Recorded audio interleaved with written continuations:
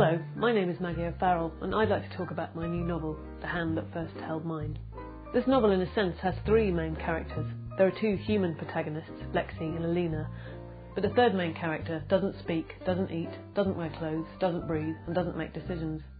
It is the city in which the other two live, the city of London. I wrote this book while living away from London, while missing it and thinking about it. I lived here for 12 years and leaving it felt a little like a divorce. So in a sense the novel is a love letter to a city I left behind. It's also a love letter to a particular time and place in London's history, Soho in the 1950s, a place I'd come to know through the stark black and white images taken on its streets then. Soho was built by landowners who hoped it would become as fashionable as Mayfair and Bloomsbury, but it became instead the black sheep of London, the rowdy, dishevelled relative who had no money but had a great deal more fun.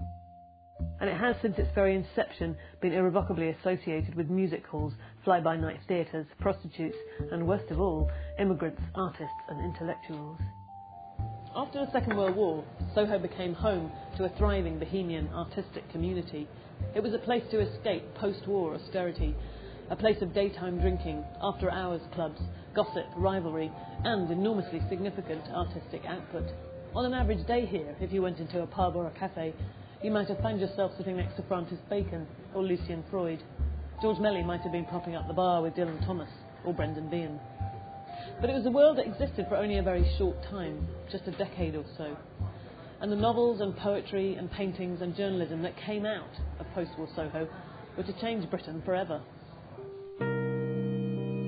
So the more I studied the images of post-war Soho, the more I wondered if it would be possible to write someone into it.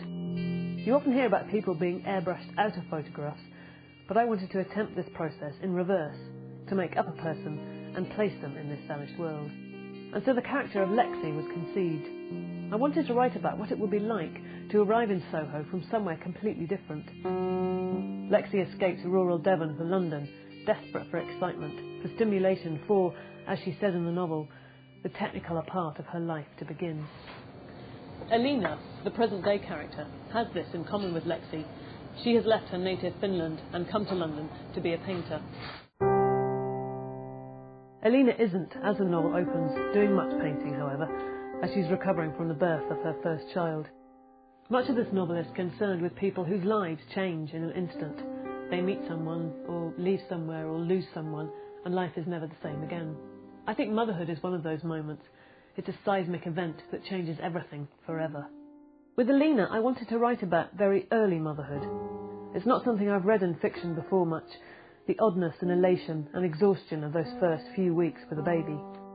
I think all women who happen to be artists are haunted by that quote of Cyril Connolly's: "There is no more sombre enemy of good art than the pram in the hallway."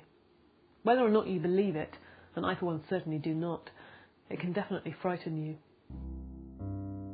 One other thing that interested me about having children was that it brings back your own infancy in micro detail, and I began to wonder what might happen if the details and images that came back to you were unfamiliar. Ted, Alina's boyfriend, is finding fatherhood an unsettling business. The recollections it brings forth do not fit with what he knows of his life. They involve people and places he doesn't recognise. These two stories of the hand that first held mine, although separated by time, are in the end connected.